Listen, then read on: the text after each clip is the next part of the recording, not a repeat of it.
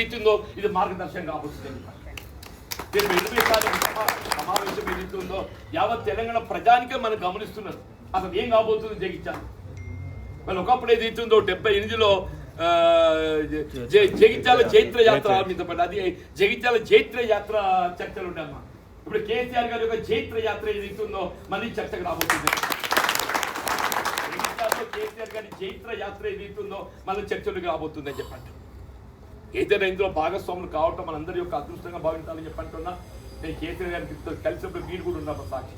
నేనంతా చెప్పండి ఒక్కరికి చెప్పండి మీతో కలిసి ప్రయాణం చేసుడు ఏదైతుందో ఒక విధంగా నా కర్మ సిద్ధాంతాన్ని నమ్ముతాను. నేను నా దేవుడు చూపిన మార్గం అనుకుంటా చెప్పి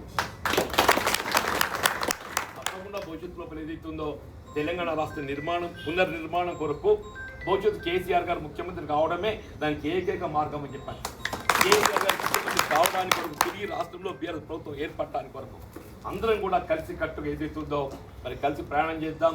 మరి టీఆర్ఎస్ పార్టీ బలోపేతం దానికోసం అందరూ కృషి చేద్దామని చెప్పి అంటున్నా. ఇందులో భాగంగా సోదరుడు హరిచరణ్ పాత మిత్రుడు వాళ్ళు ఇక్కడ జిల్లా పరిషత్ వైస్ చైర్మన్గా ఇప్పుడు కృషి చేసిండు. బీఆర్ఎస్ పార్టీ ఆవిర్భావంకి వెళ్ళి కూడా వారు బలోపేతం కోసం పనిచేస్తుండ్రు. వారందరినీ మనందరికీ కలిసే ఒక వేదిక ఏర్పాటు చేసేందుకు వారికి ప్రత్యేకంగా ధన్యవాదాలు చెప్తున్నారు. పాల్గొన్నటువంటి సోదరు గారు మా పెద్దన్న పురుషోత్తమరావు గారు వారు ఇప్పుడే అన్నారు నాకు రాజకీయంగా ఏ పొలిటికల్ పార్టీ కమిట్మెంట్ అని లేకున్నా కానీ వీళ్ళ సోషల్ జస్టిస్ వీళ్ళ సమాజంలో ఏదైతుందో ఒక బాధ్యత గల పౌరుడిగా నాది కూడా బాధ్యత ఉంటుంది, అంటే వారిది కూడా బాధ్యత ఉంటుంది. ఆ బాధ్యత నిర్వహణలో ఏదైతుందో నేను తప్పకుండా నాకు జీవన్ రెడ్డి గారి తోడు నిలుస్తా అని చెప్పిన వారు ముందుకు వచ్చినందుకు వారికి హృదయపూర్వక ధన్యవాదాలు చెప్తామని చెప్పి అంటున్నా. Doctor Ravi Raikal municipal chairman ఎంపిక